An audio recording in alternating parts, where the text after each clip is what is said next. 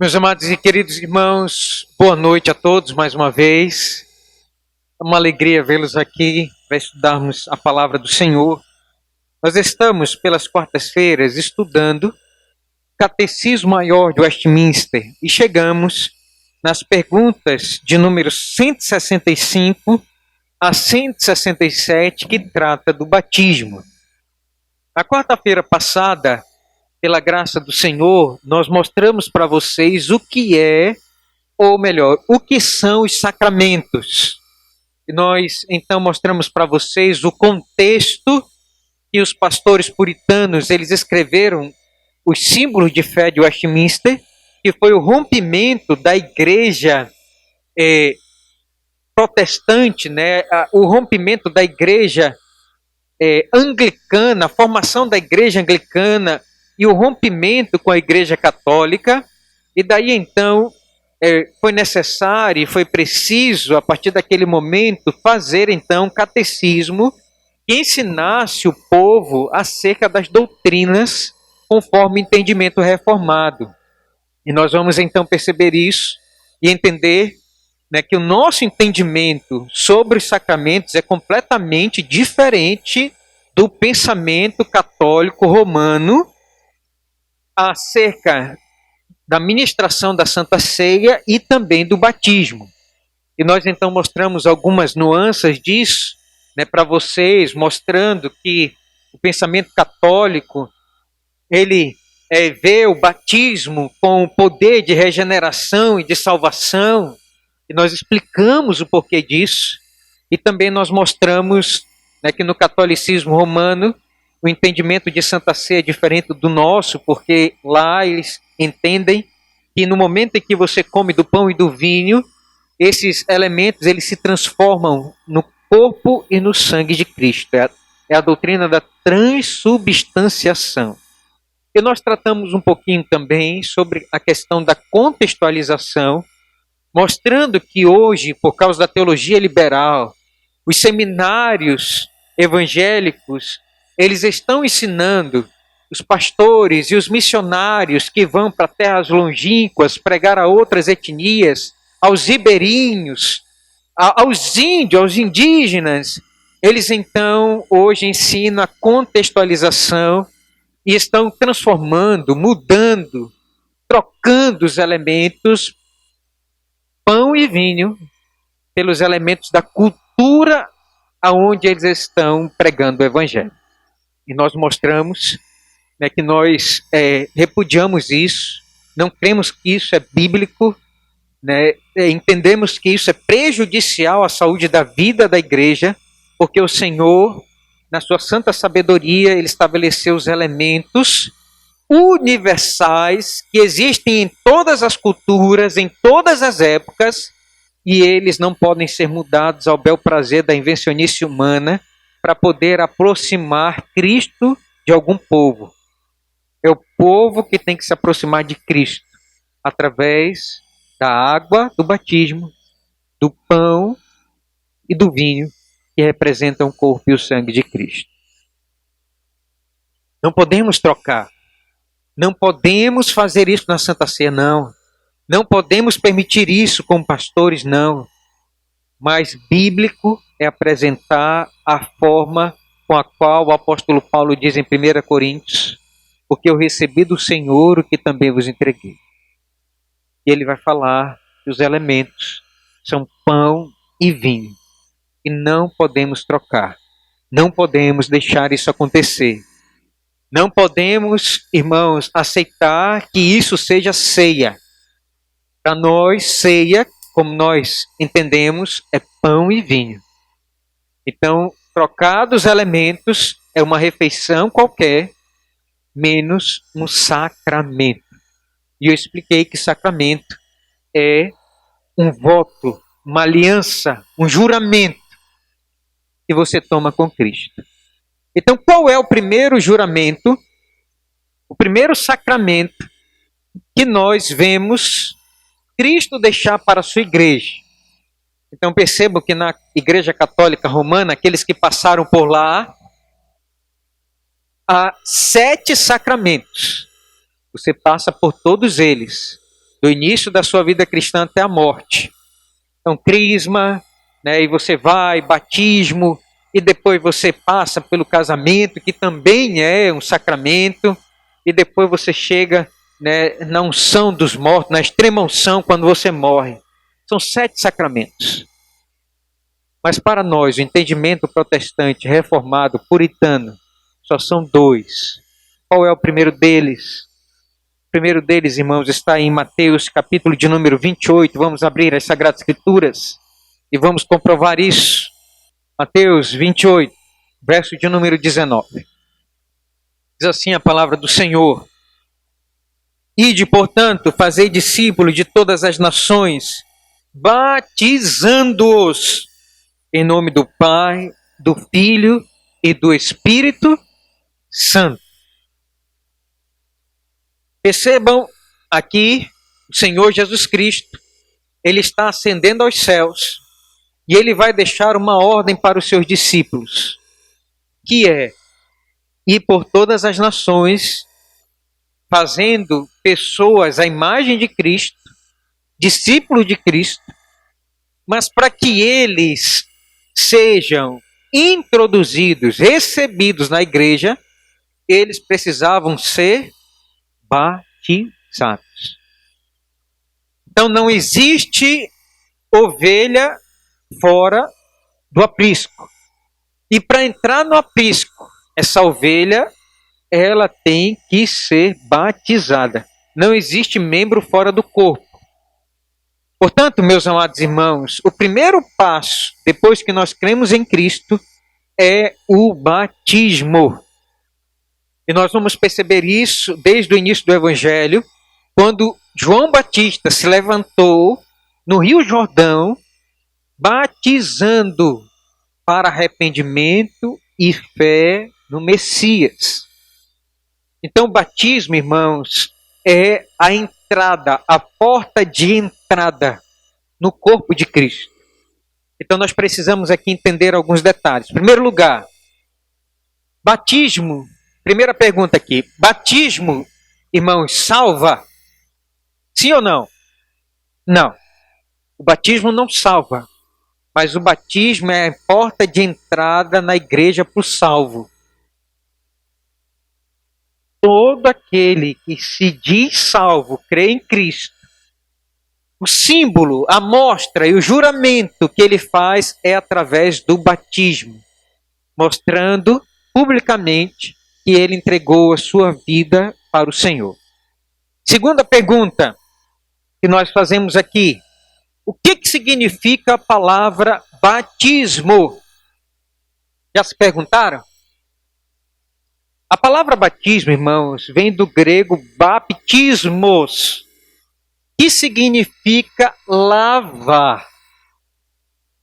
Portanto, a ideia do batismo é que você tenha a sua vida lavada pelo sangue do Cordeiro. Assim como a água é derramada sobre a sua vida, né? E você usa água para se lavar, para se limpar das suas impurezas, das suas sujidades, assim mesmo, o crente, ele crê que ele é lavado, remido, purificado dos seus pecados através do batismo, da lavagem por água.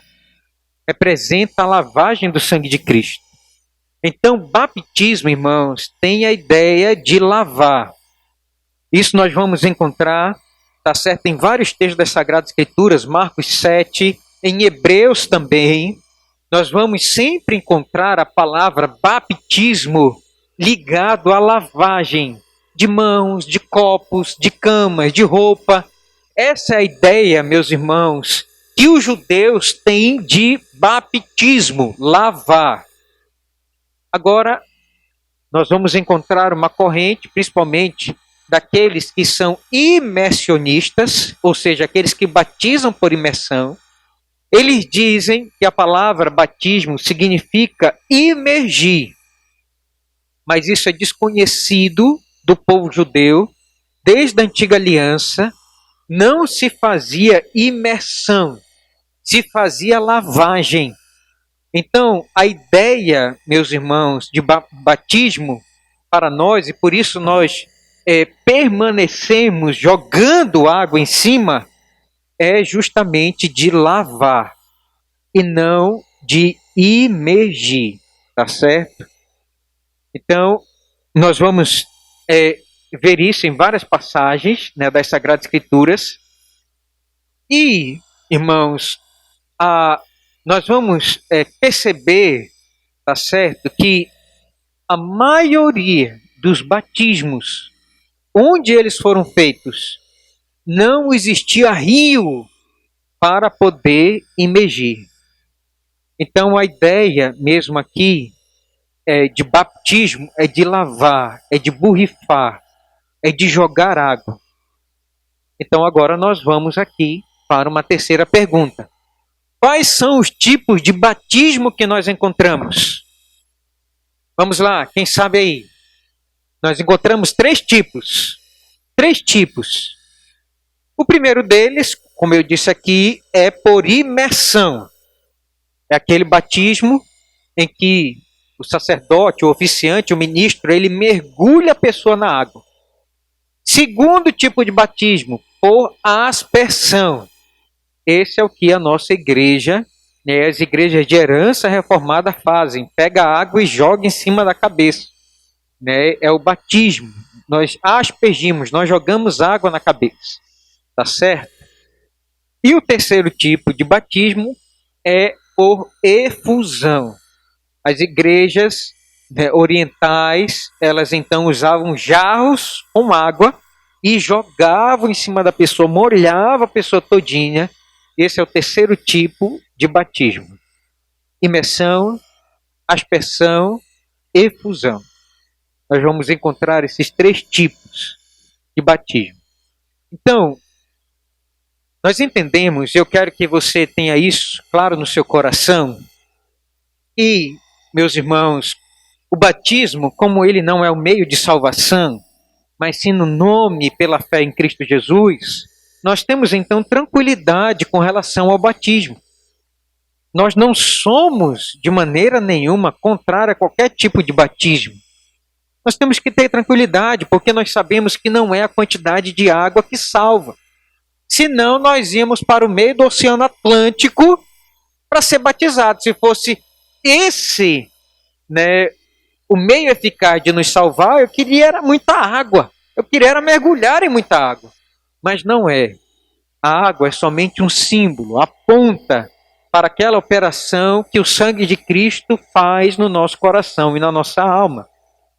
Portanto, irmãos, o batismo, ele é muito importante, sim, porque o batismo, ele é a porta de entrada para comungar, para fazer parte do corpo de Cristo. Mas eu quero dizer aqui uma coisa para vocês, né, uma ressalva. Como o batismo não é porta de salvação, nós vamos encontrar então, dentro da igreja, pessoas que são batizadas e não são salvas. Pessoas que já estão, desde o início, desde a sua adolescência, se batizaram, mas não são salvos. Nós vamos encontrar isso, esse relato, lá em Atos, capítulo de número 8, né, com a história de Simão o Mágico. Ele foi batizado pelos apóstolos, mas Pedro olhou para ele e disse: a tua alma está em fel, de amargura. Então isso nos mostra que o batismo, ele é feito para todo aquele que confessa. Nós não sabemos se essa confissão ela é verdadeira ou não, do coração ou não. Mas o fato é que há muitos que se batizam e não são salvos. E o inverso também é verdade. Nós vamos encontrar pessoas na igreja e na história do cristianismo que não se batizaram e se salvaram. Quer um exemplo disto? O ladrão na cruz. Não se batizou. Mas Jesus disse para ele: hoje mesmo estarás comigo no paraíso. Então percebam, irmãos e irmãs, que a questão do batismo ela é muito séria porque ela é uma ordenança de Cristo. Então, todos aqueles que dizem crer em Jesus têm que ser batizados. Têm que passar pelas águas. Têm que confessar a Cristo publicamente. Portanto, nós devemos, principalmente nós que somos reformados, e nós cremos, irmãos, na doutrina do pacto, da aliança, nós então, aqui para finalizar esses pontos preliminares, nós fazemos o pedobatismo. O que é o pedobatismo? Foi aquilo que a gente discutiu agora na palhinha teológica no último sábado. O pedobatismo é o batismo de criança. O batismo infantil. A igreja presbiteriana, que crê na doutrina da aliança, crê que o batismo ele é uma continuação da circuncisão. E assim como na antiga aliança os filhos judeus eles eram apresentados para a circuncisão ao 8º dia, então os pais crentes devem apresentar os seus filhos na fé de que esses filhos crescerão e tomarão, na idade da razão, compromisso com Deus da aliança, entregarão seus caminhos a Ele e dirão na frente da igreja: hoje eu não sirvo mais ao Deus do meu pai, mas eu sirvo ao meu Deus, Ele é o meu Senhor. E a doutrina da aliança nos ensina que tudo que estiver debaixo do teto da nossa casa é de Deus. E por isso, meus irmãos, nós entendemos que a nossa vida e a vida dos nossos filhos é de Deus. E nós temos que apresentar eles como membros da aliança. Desde pequenininhos, eles são membros da aliança. E é por isso que nós então apresentamos os nossos filhos e as nossas filhas ao batismo, entendendo que eles são membros da aliança e serão assim até o fim. Se Deus aprover e quiser resgatar eles para o louvor da glória dele, então isso cabe a Deus. Mas o que cabe a nós é dizer: o Senhor fez aliança comigo, e nós cremos que o Senhor, assim como com Abraão, fez aliança com os filhos dos filhos, a descendência de Abraão, Deus também faz conosco, com a nossa descendência. Essa é a nossa fé. E por isso nós apresentamos os nossos filhos para o batismo. Nas igrejas, irmãos, imersionistas, eles fazem o contrário. Eles apresentam e só vão batizar na idade da razão. Nós fazemos o inverso. Nós batizamos e esperamos que na idade da razão eles venham, nossos filhos, a professar publicamente a sua fé e validar o seu batismo que foi feito quando criança. Vamos então olhar aí para o nosso catecismo e vamos aí olhar então as perguntas e vamos respondê-las.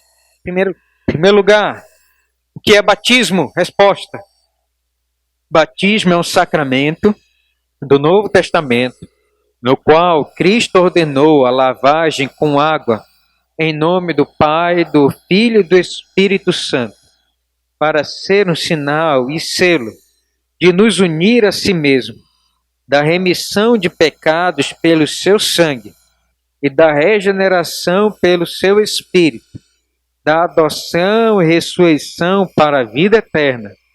E por ele os batizados são solenemente admitidos à igreja visível e entram em um comprometimento público, professando pertencer inteiramente e unicamente ao Senhor.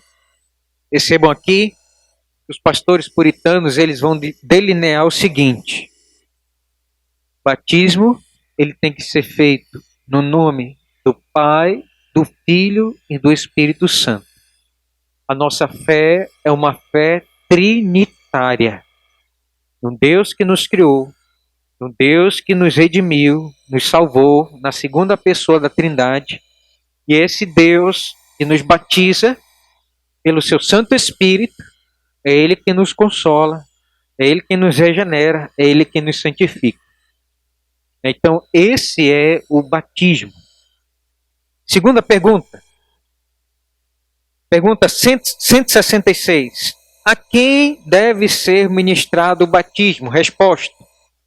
O batismo não deve ser ministrado aos que estão fora da igreja visível, e assim a estranho aos pactos da promessa, enquanto não professarem a sua fé em Cristo e obediência a Ele.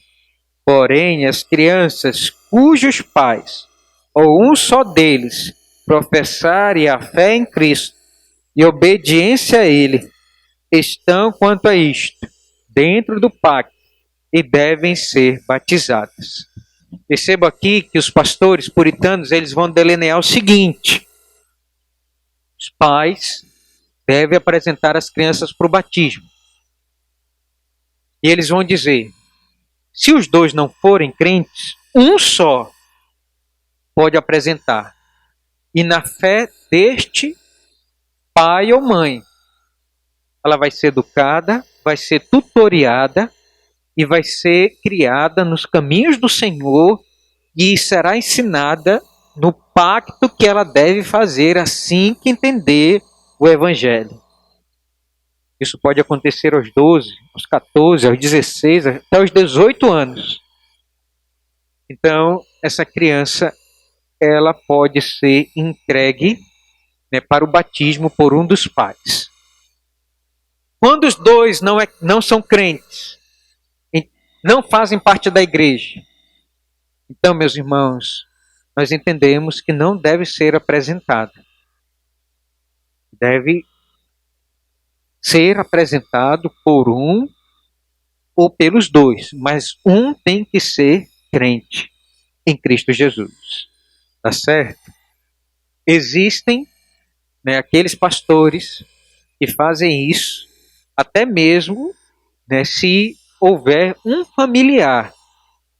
E o familiar pode ser um tio, uma tia, um avô, vai ser batizado, né, na fé deste avô, dessa tia. E essa pessoa vai ser o tutor eclesiástico, é o tutor na fé dessa criança. Tem pastores que fazem isso. Pergunta 167. Como devemos tirar proveito do nosso batismo? Resposta. O dever necessário, mas muito negligenciado, de tirar proveito do nosso batismo deve ser cumprido por nós durante toda a nossa vida, especialmente a outros. Quando assistimos à administração desse sacramento a outros, por meio de séria e grata consideração da sua e dos fins para os quais Cristo instituiu, dos privilégios e benefícios conferidos e selados por Ele, e do voto solene que nele fizemos por meio de humilhação devido à nossa corrupção pecaminosa, às nossas falhas, e ao andarmos contrários à graça do batismo e aos nossos votos, por crescermos até a certeza do perdão de pecados e de todas as mais bênçãos a nós seladas por este sacramento, por fortalecer-nos pela morte e ressurreição de Cristo, em cujo nome fomos batizados, para a mortificação do pecado e a vivificação da graça, e por esforçar-nos a viver pela fé, a ter a nossa conversão em santidade e retidão, como convém àqueles que deram os seus nomes a Cristo, e a andar em amor fraternal, como batizados pelo mesmo Espírito em um só corpo. Perceba, irmãos, quantos benefícios nós adquirimos através do nosso batismo. Você tem que crer que o batismo fez você parte do corpo de Cristo. A cada batismo que você assiste, você tem que relembrar que você morreu para os seus pecados, que você foi ressuscitado em Cristo para uma nova vida. Você tem que lembrar disso, de estar grato a Deus por isso. Que você agora é fortalecido para viver uma vida nova em Cristo Jesus. O batismo ele tem esses benefícios. De viver numa comunhão sincera com irmãos batizados igual você. E você ter direitos, ter deveres igual aos discípulos de Cristo tinham na igreja primitiva, você também tem hoje. Que Deus nos abençoe, meus irmãos, e nos ajude, né, a aproveitar os benefícios do batismo.